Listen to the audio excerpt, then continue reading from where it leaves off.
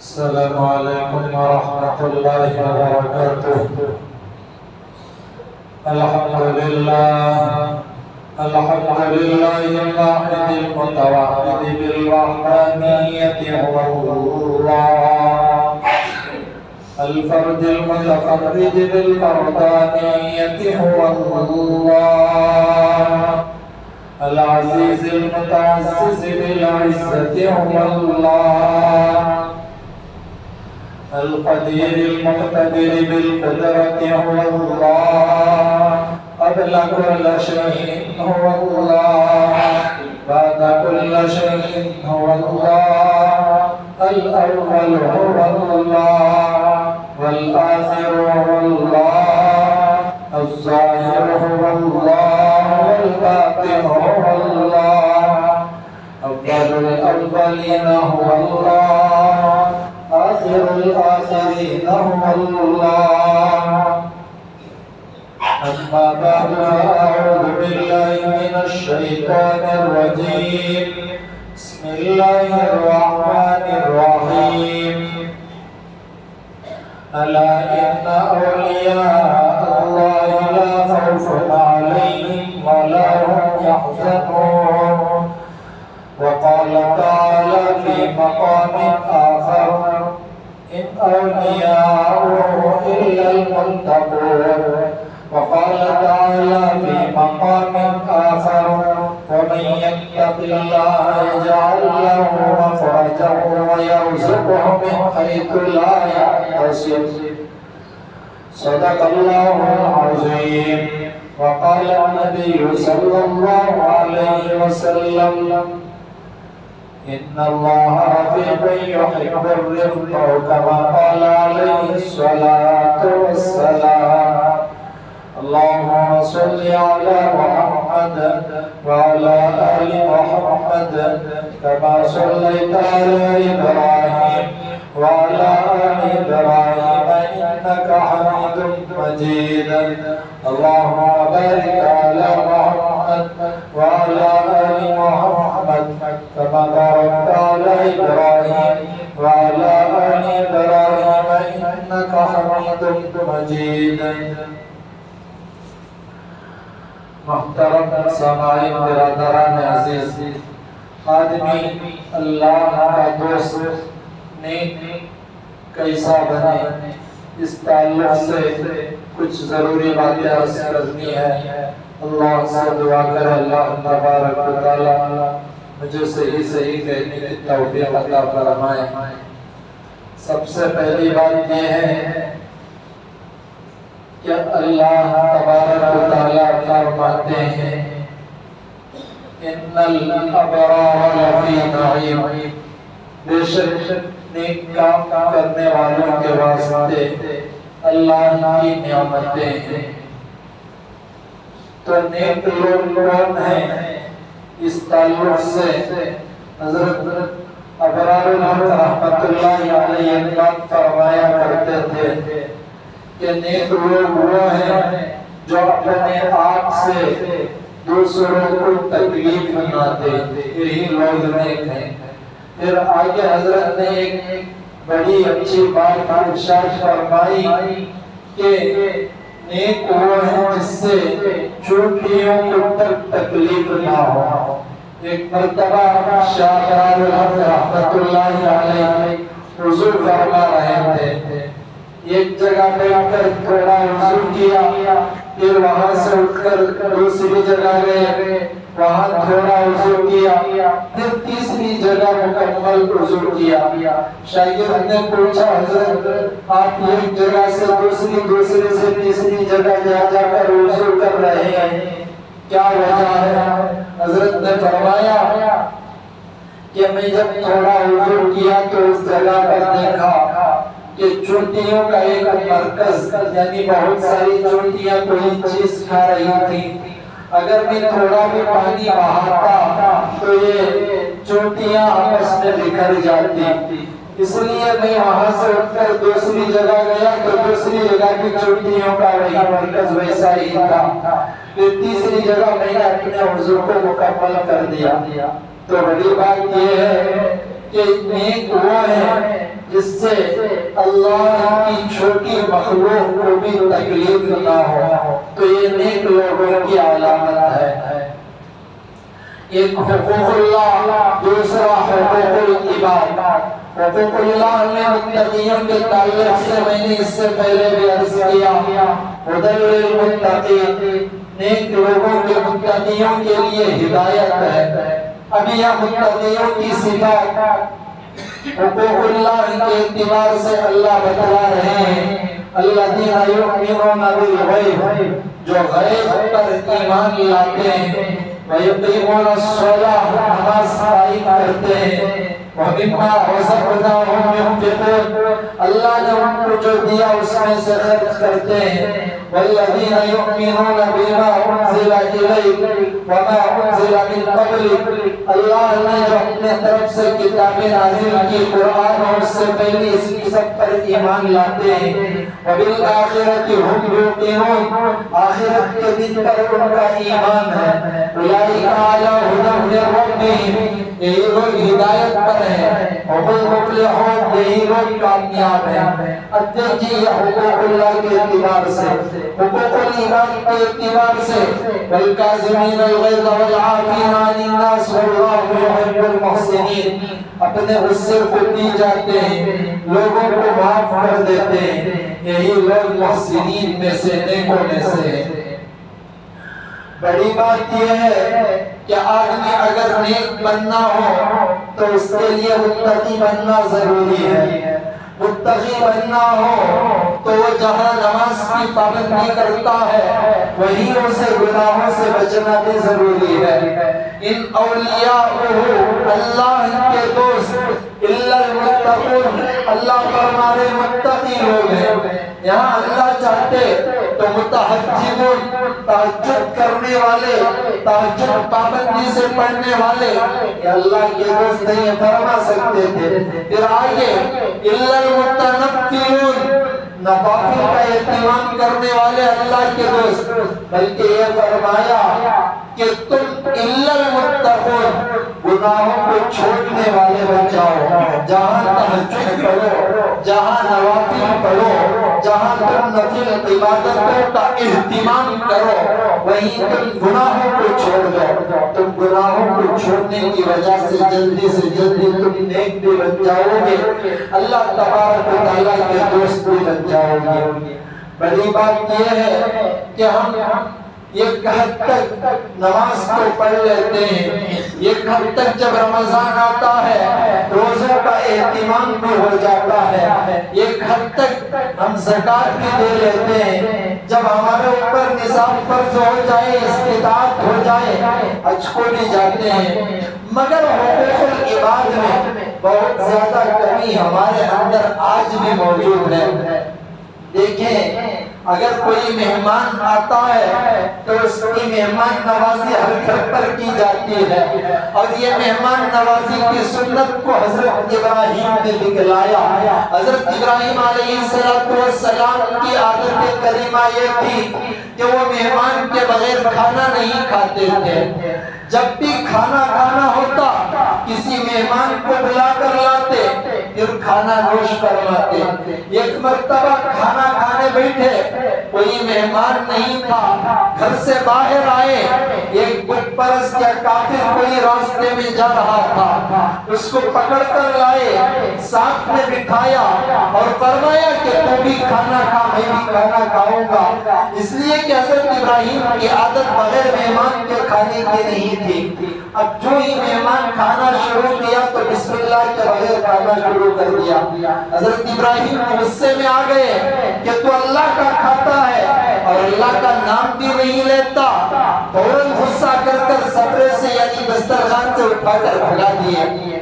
تھوڑی ہی دیر گزری تھی اور تھوڑی ہی دور گیا تھا مہمان، حضرت جبرائیل علیہ السلام ابراہیم علیہ السلام کے پاس آئے اور آ کر عرض کیا، یا ابراہیم، جسے تم بھگا رہے ہو وہ بوڑھا ہے اور 70 سال سے وہ اللہ کا انکار کر رہا ہے اور 70 سال سے اللہ نے اسے کھلایا اور صرف ایک مرتبہ تمہارے دسترخوان پر وہ بسم اللہ نہ پڑا، تم نے اسے بھگا دیا۔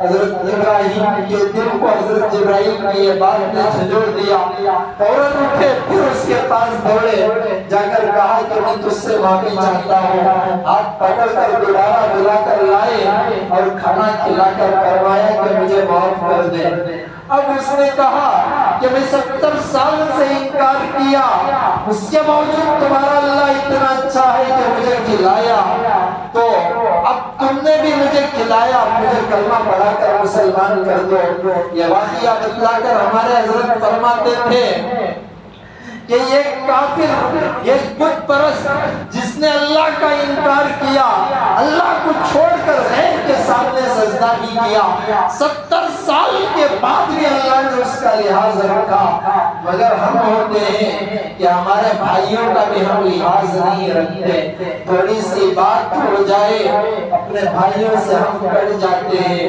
تھوڑی سی بات ہو جائے اپنے بھائیوں سے ہم بگڑ جاتے ہیں، تھوڑی سی بات ہو جائے بھائی کے گھر پر جانا ہی ہمارا بند ہو جاتا ہے۔ اللہ کے نبی صلی اللہ علیہ وسلم کا دور مبارک تھا، ایک یہودی لڑکا جس کی عمر بالکل کم تھی، اللہ کے نبی کی خدمت میں آیا کرتا تھا۔ کچھ دن گزر گئے، اللہ کے نبی کی خدمت میں نہیں آیا، اللہ کے نبی نے صحابہ سے فرمایا وہ یہودی لڑکا جو بار بار میری مجلس میں آیا کرتا تھا نظر نہیں آ رہا ہے، کہاں گیا؟ تو صحابہ نے عرض کیا یا رسول اللہ اس کے بارے میں ہم نے سنا کہ وہ شدید بیماری میں مبتلا ہو چکا ہے، یعنی اس کا غرغرے کا عالم ہے، موت قریب ہے۔ اللہ کے نبی صلی اللہ علیہ وسلم نے صحابہ سے فرمایا میرے صحابہ چلو ہم اس کے گھر پر چلتے ہیں۔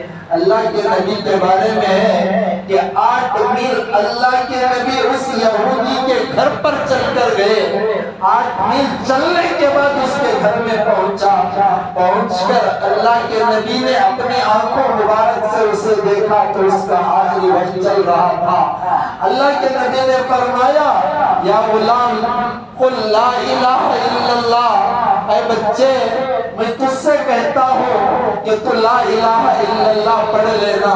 اب اس کا باپ تورات پڑھ رہا تھا، یہودی تھا، اللہ کے نبی صلی اللہ علیہ وسلم کے بارے میں تو اس نے پڑھا تھا کہ یہ نبی برحق ہے، اور اپنے بیٹے سے کہا کہ دیکھو محمد جو بولتے ہیں اسے سن لو۔ اب بیٹا باپ کی آنکھوں میں آنکھوں ملانے لگا کہ اب کیا کرو، آخری وقت ہے۔ اللہ کے نبی نے پھر فرمایا کہ پڑھ لے لا الہ الا اللہ، پڑھا، انتقال ہو گیا۔ پھر اللہ کے نبی خوشی خوشی وہاں سے لوٹ کر آ گئے۔ دیکھو اس واقعے میں ہمیں یہ سبق ملتا ہے کہ یہ یہودی لڑکا جو 8 میل دور تھا، اللہ کے نبی چل کر گئے ایک یہودی کے خاطر۔ آج ہمارے مسلمان بھائیوں سے جب ہمارا کوئی اونچ نیچ کا معاملہ ہو جائے یا کچھ جھگڑا ہو جائے، کچھ ہماری ان کی انبن ہو جائے، فوراً ہم دور ہو جاتے ہیں۔ یہاں تک بھی دیکھنے کو ملا کہ بھائی بھائی کے گھر پر نہیں گیا، بعض دفعہ یہاں تک بھی دیکھا گیا کہ بھائی نے گواہ پی لی، دوسرے بھائی کو فون آیا کہ تمہارا بھائی نزے کی حالت میں ہے، بڑے بھائی نے کہا کہ میرا اس کا کچھ لینا دینا نہیں، میں نہیں آ سکتا۔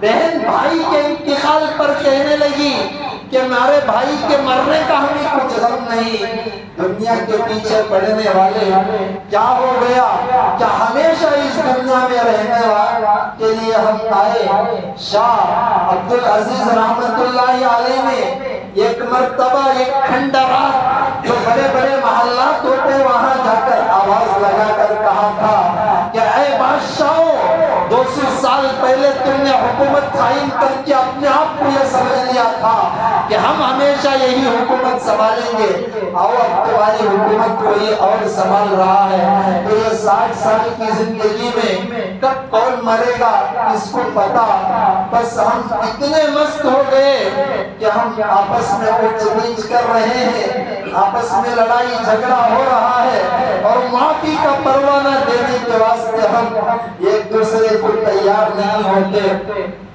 یہاں تک بھی دیکھا گیا کہ بچے بڑے بڑے ہو گئے اور میاں بیوی کے اندر یہ صبر کا مادہ نہ ہونے کی وجہ سے میاں سے بیوی جدا، بیوی سے میاں جدا اور بچے کسی اور کے حوالے. یہ سب کچھ جو ہوا یہ صرف اور صرف صبر کے نہ ہونے کی وجہ سے ہوا. کہ اگر کوئی متقی بننا ہو تو سب سے بڑی بات یہ ہے کہ اسے صابر بننا پڑے گا، صبر کرنا پڑے گا. میں نے اس سے پہلے بھی کہا کہ گھنٹوں کی تقریر کرنا آسان ہے، گھنٹوں کا بیان سننا آسان ہے، مگر کسی کے کڑوے الفاظ سن کر اس پر برداشت سے کام لینا اور ان کڑوے الفاظ کا جواب کڑوے الفاظ سے نہ دینا یہ بڑی چیز ہوا کرتی ہے. آج یہ صبر ہر ایک کے اندر موجود نہیں ہے. دیکھیں اللہ نے جسے بھی بڑا بنایا اس کے اندر یہی شرط رکھی کہ تم اگر بڑے بننا ہو تو تمہیں صبر کرنا پڑے گا. ائمہ کا لفظ اللہ نے استعمال کیا کہ تم بڑے بنو. ائمۃ یہدون بامرنا لما صبروا، کہ سب کے بڑے بننا چاہتے ہو لما صبروا تو تمہیں صبر کرنا پڑے گا. حالات ایسے آئیں گے آدمی بعض مرتبہ بے صبرا ہو جائے گا. جب آدمی جذباتی اور جلد بازی ہو جائے اللہ اس سے دین کا کام نہیں لیتے. جب آدمی بڑا ہو جاتا ہے تو اسے دو چیزیں کبھی نہیں چھوڑتی. عمر پالن پوری فرمایا کرتے تھے کہ آدمی کو ہر ہمیشہ دو ہی چیزیں برباد کرتی ہیں، ایک مال کی محبت اسے برباد کر دیتی ہے اور دوسرا حضرت عمر پالن پوری فرماتے تھے کہ بڑا بننے کی محبت اسے برباد کر دیتی ہے. آدمی جب تک اپنے آپ کو چھوٹا مان کر چلے تو اللہ تبارک و تعالیٰ اس سے بڑا دین کا کام دنیا کے اندر لے کر دکھائیں گے. تو بڑی بات یہ ہے میرے ساتھیوں کہ ہم اپنے آپ میں صبر پیدا کر کر اپنے آپ کو چھوٹا بنا دیں اور معاف کرنے کی عادت اپنے اندر ہم خود پیدا کر لیں. جب یہ معاف کرنے کی عادت ہمارے دل کے اندر پیدا ہو جائے گی تو اللہ تبارک و تعالیٰ چھوٹوں سے بھی بڑا کام لے کر دکھائیں گے. دیکھیں جب یہ کڑوی کسیلی باتیں سننا یہ ہمارا معمول ہو جائے تو اللہ تبارک و تعالیٰ بڑا دین کا کام اولیاء اللہ سے لیے ہم سے بھی لیں گے. حضرت شاہ ابو الحسن خرقانی رحمت اللہ علیہ بڑے اللہ والے گزرے ہیں، بڑے اللہ والے گزرے ہیں. لوگ جگہ جگہ سے حضرت کے ہاتھ پر بیعت ہونے کے لیے آتے تھے. ایک مرتبہ ایک مرید 1000 میل کا سفر پیدل چل کر آیا، چل کر آ کر حضرت کے گھر میں دیکھا حضرت نہیں تھے. دروازہ کھٹکھٹایا، حضرت کی بیوی صاحبہ باہر آئی اور باہر آ کر پوچھا کہ کون ہو؟ تو اس مرید نے کہا کہ میں فلاں جگہ سے 1000 میل پیدل یعنی چل کر آیا ہوں اور حضرت کے ہاتھ پر بیعت ہونا چاہتا ہوں. بیوی تھوڑے کڑوے مزاج کی تھی. بیوی نے کہا کہ دیکھو یہاں حضرت کوئی نہیں ہے، وہ تو بڑے خراب آدمی ہے، میں ان کی بیوی ہوں. تم اتنی دور کا سفر کر کر یہ بیکار آدمی کے ہاتھ پر بیعت ہونے کے لیے آ گئے. اب یہ مرید جو 1000 میل چل کر آیا تھا فوراً پریشان ہو گیا کہ جس کی بیوی جس کے بارے میں بتا دے شوہر کے وہ غلط نہیں ہو سکتا ہے. تو روتا ہوا چل کر جانے لگا. لوگ دیکھے ایک اجنبی شخص ہماری گلی میں سے روتا ہوا چل کر جا رہا ہے. آج تھوڑا ماحول میں تبدیلی آ گئی کہ کوئی روتا ہوا جا رہا ہے تو پوچھتے نہیں، مگر دیہاتوں کے اندر آج بھی تھوڑا پوچھنے کی عادت ہے کہ کیوں روتے ہو. پہلے دور کے اندر اور بھی زیادہ پوچھنے کی عادت تھی، ایک ہمدردی زیادہ تھی، مگر آج وہ ہمدردی ختم ہو گئی. ہم اپنے بچپن کو اٹھا کر سوچے کہ اگر ہم جب چھوٹے تھے ہمارا نانیال ہمارا ماموں اگر ہمارے گھر میں آتا تھا بسوں کے ذریعے سے، ہم بس کے پاس جا کر ٹہر جاتے کہ ہمارے مام آ رہے ہیں، ہمارے نانیال والے آ رہے ہیں. مگر آج ایسا ماحول جپنے کا اور ان کا انتظار کرنے کا نہیں ہے۔ تو اس دور کے اندر یہ ماحول تھا۔ اس آدمی سے لوگوں نے، محلے والوں نے پوچھا کہ روتا ہوا کیوں جا رہا ہے؟ تو کہنے لگا کہ میں 1000 میل سے سفر کر کر حضرت کے حق پر بیعت ہونے کے لیے آیا، مگر یہ حضرت تو اتنے خراب ہیں، ان کی بیوی نے خود کہا۔ تو محلے والوں نے کہا کہ ان کی بیوی تھوڑا کڑوے الفاظ استعمال کرتی ہے، تلخ باتیں کرتی ہے، اگر تم حضرت کے ولی ہونے کو جاننا چاہتے ہو تو حضرت کا ذکر جنگل میں ہے، تم وہاں جاؤ۔ اب یہ شخص جنگل کی طرف نکلا۔ حضرت حکیم اختر رحمت اللہ علیہ لکھ کر ہیں کہ جنگل میں جا کر دیکھا، حضرت حکیم اختر لکھتے ہیں کہ حضرت ایک جنگلی شیر پر سوار ہو کر، حضرت کے ہاتھ میں ایک ناک سام بھی تھا، اور شیر ادھر ادھر جاتا تو حضرت اس سام کے ذریعے سے شیر کی پٹائی کر رہے تھے۔ اب یہ آدمی سمجھ گیا کہ حقیقت میں یہ اللہ والے ہیں، ایک قسم کی بے چینی میں تھا۔ حضرت پہچان گئے کہ حقیقتاً میری بیوی سے کچھ کڑوی باتیں ملی ہیں۔ حضرت اس کے قریب آئے تو یہ ڈرنے لگا۔ حضرت نے فرمایا کہ کیوں بے چین ہو؟ تو کہنے لگا کہ حضرت آپ کے گھر پر آپ کی بیوی نے آپ کے خلاف کچھ باتیں کر دی، مگر میں نے اس کا برعکس آپ نے دیکھا، آپ تو بڑے اللہ والے ہیں، اور اتنی بڑی کرامت کہ یہ جنگلی شیر بھی آپ کے آس پاس، اور آپ اس کے اوپر بیٹھ کر اس کی پٹائی، آپ کو اتنا بڑا مرتبہ، اتنی بڑی کرامت کیسے مل گئی؟ حضرت نے فرمایا مجھے اتنی بڑی کرامت، اتنا بڑا مرتبہ، ہزاروں میل سے لوگ آ کر میرے ہاتھ پر بیعت، اور جب میں سبق دینے کے لیے بیٹھوں ہزاروں کا مجمع، جب میں بیان کرنے کے لیے بیٹھوں دور دور سے آ کر ہزاروں کا مجمع جمع ہو رہا ہے، اس کے پیچھے ایک ہی راز یہ ہے کہ میں اپنی بیوی کی کڑوی کسے کی باتوں کو برداشت کر لیتا ہوں۔ یہی برداشت نے اللہ نے مجھے اتنا بڑا مقام عطا کر دیا۔ تو ساتھیوں بڑی بات یہ ہے کہ آج ہمارا نظام جو درہم برہم نظر آ رہا ہے، اس کے پیچھے یہی راز کہ آج ہمیں صبر نہیں آتا، ہم گھر سے باہر کچھ پریشانی میں ہو، جب گھر کے اندر جائیں بیوی سے کچھ کڑوے الفاظ مل جائیں فوراً ہم اپنی بھڑاس نکال لیتے ہیں، غصہ برداشت نہیں ہوتا، میں میری باپ کی نہیں سنتا، میں تیری کیا سنوں، یہ الفاظ کہنے کو مل جاتے ہیں۔ تو ساتھیوں بڑی بات یہ ہے کہ ہم اپنے آپ کو بنانا ہو تو ہمیں صبر سے کام کرنا پڑے گا۔ حضرت حکیم اختر رحمت اللہ علیہ کی بات نقل کر رہا ہوں۔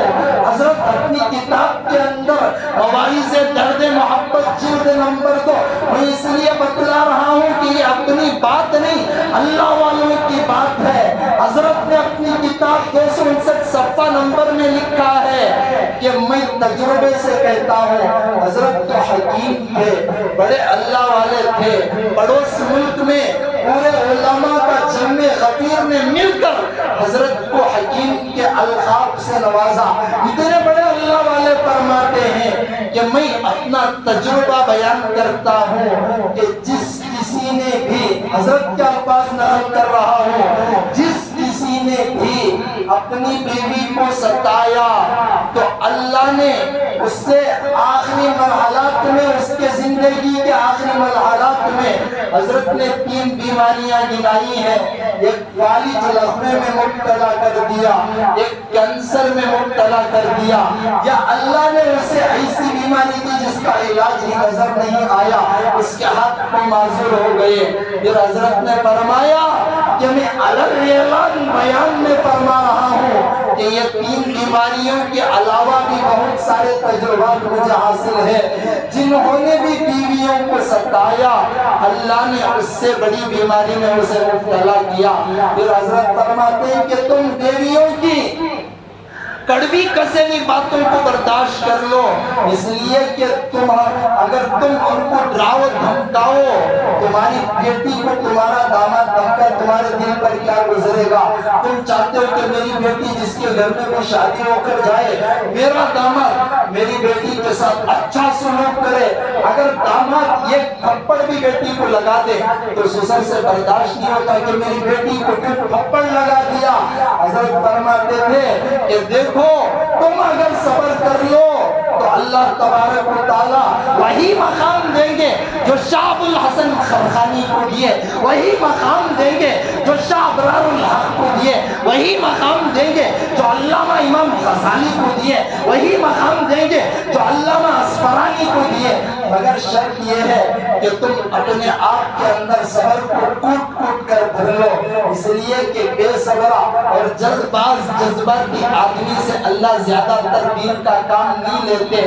اگر دین کا کام لینا ہو ائمۃ یہدون بامرنا، یعنی تمہیں بڑا بنانا ہو، لما صبروا، کہ تم صبر والے بن جاؤ، یہی صبر تمہیں کہیں سے کہیں پہنچا دے گا۔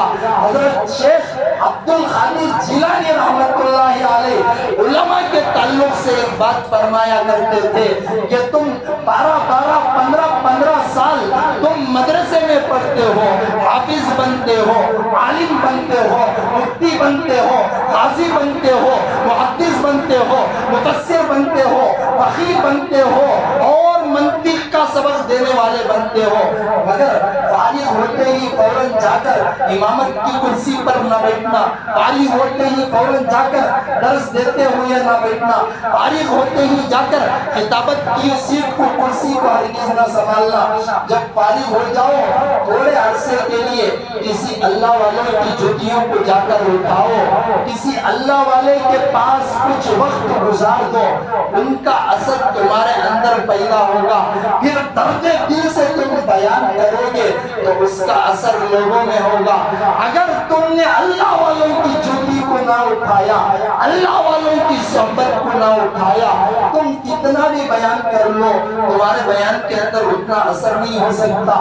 یہ علماء کے تعلق سے فرمایا، حالانکہ علماء نے قرآن کو سینے کے اندر رکھا، اللہ کے نبی کے حدیث کو سینے کے اندر رکھا، فقہاء کی باتوں کو سینے کے اندر رکھا، اللہ کے نبی کے باتوں کو سینے کے اندر رکھا، تفسیر کو سینے کے اندر رکھا، اس کے باوجود فرمایا پھر بھی تم کتنے بھی بڑے بن جاؤ اللہ والوں کی جوتیوں کو تمہیں اٹھانا پڑے گا۔ تو پھر حکیم اختر آگے فرماتے تھے کہ علماء کے تعلق سے یہ باتیں ہیں تو عوام کو بدرجہ اولا یہ بات ضروری ہے کہ کسی اللہ والوں کی صحبت کو ضرور اٹھائے، اس لیے کہ اللہ والوں کی صحبت کو اٹھائے بغیر آدمی اپنے آپ کو کامل سمجھے تو وہ کامل نہیں ہو سکتا۔ یا تو اللہ والوں کی صحبت میں رہنا پڑے گا، اگر اسے وقت نہ مل رہا ہو تو کم حالت میں جو اللہ والے بھی آئے اور جا کر ان کے جوتوں کو سیدھا کرنا پڑے گا، ان کے جوتوں کو اٹھانا پڑے گا، ورنہ اپنے آپ کی تربیت بہت زیادہ مشکل ہو جائے گی۔ اس لیے کہ تم کتنے بھی بڑے ولی کو دیکھ لو وہ ولی ایسا ہی ولی نہیں ہو سکتا، اس لیے کہ اس نے اپنا وقت کچھ اللہ والوں کے واسطے دیا، پھر ان اللہ والوں نے اس کی تربیت، اس کی اصلاح کی، اور خاص طور پر اپنے جو گناہ ہوتے ہیں عادتیں گناہ کی ان اللہ والوں کو جب بتایا، ان اللہ والوں نے اس کی ترتیب بتلائی، جس کے بعد اس نے توبہ کی تو اللہ نے اس سے بڑا دین کا کام دیا۔ ایک بات بتا کر بات ختم کر دوں، علامہ اصفہانی رحمت اللہ علیہ 20 سال تک رو رو کر دعا کیا اللہ مجھے معصوم بنا دے، مجھے معصوم بنا دے۔ 20 سال کے بعد کعبے کو گئے، کعبے کے ساتھ چکر لگائے، حجر اسود کو بوسہ دیا اور تذب پر چمٹ کر دعا کی اللہ آج تو مجھے معصوم بنا دے۔ اللہ کی طرف سے آواز آئی اے میرے بندے تو ایک ہی دروازے سے کیوں داخل ہونا چاہتا ہے معصوم بن کر؟ تو تواب یعنی توبہ کر کر بھی داخل ہو سکتا ہے، اس لیے کہ یحب التوابین، توبہ کرنے والوں سے بھی اللہ محبت کرتے ہیں۔ تو اس لیے متقی بننا کوئی بڑا مشکل کام نہیں، جیسے باوضو رہنا کوئی بڑا مشکل کام، جب وضو ٹوٹ جائے وضو کر لو آدمی باوضو ہو جائے گا، ایسے ہی جب بھی توبہ ٹوٹ جائے تو فوراً اللہ سے گناہوں کی توبہ کر لو. حقوق العباد کے تعلق سے ہم سے کسی کو تکلیف پہنچ جائے فوراً جا کر اس سے معافی مانگ لو. اس لیے کہ ان الابرار لفی نعیم کی شرح میں حضرت شاہ ابرار الحق فرماتے کہ نیک وہ ہے جس سے انسان تو انسان مخلوق تو مخلوق ذرے کا لفظ حضرت شاہ ابرار الحق نے استعمال فرمایا کہ نیک بننا ہو تو اس سے چھوٹیوں کو بھی تکلیف نہ پہنچے. اسی لیے شاہ ابرار الحق کے بارے میں آتا ہے ایک مرتبہ وضو کیے اٹھ کر دوسری جگہ گئے دوسری جگہ سے تیسری جگہ وضو کیے. شاگرد نے پوچھا حضرت بار بار جگہ بدل رہے؟ حضرت نے فرمایا چوٹیوں کا یہ گنبد تھا یعنی مرکز وہاں کا میں اگر پانی ڈالتا تو بکھر جاتے. چوٹیوں کو بھی مجھے تکلیف دینا پسند نہیں. جب اللہ والے ایسے ہو جائیں کہ ان سے چوٹیوں کو بھی تکلیف دینے کی اجازت نہیں تو مخلوق کو تکلیف دینے کی کیا اجازت ہوگی. تو آدمی اپنے آپ کو بنائے معافی کا عادی بن جائے اللہ بڑا دین کا کام لیں گے. آمین. وآخر دعوانا الحمدللہ رب العالمین.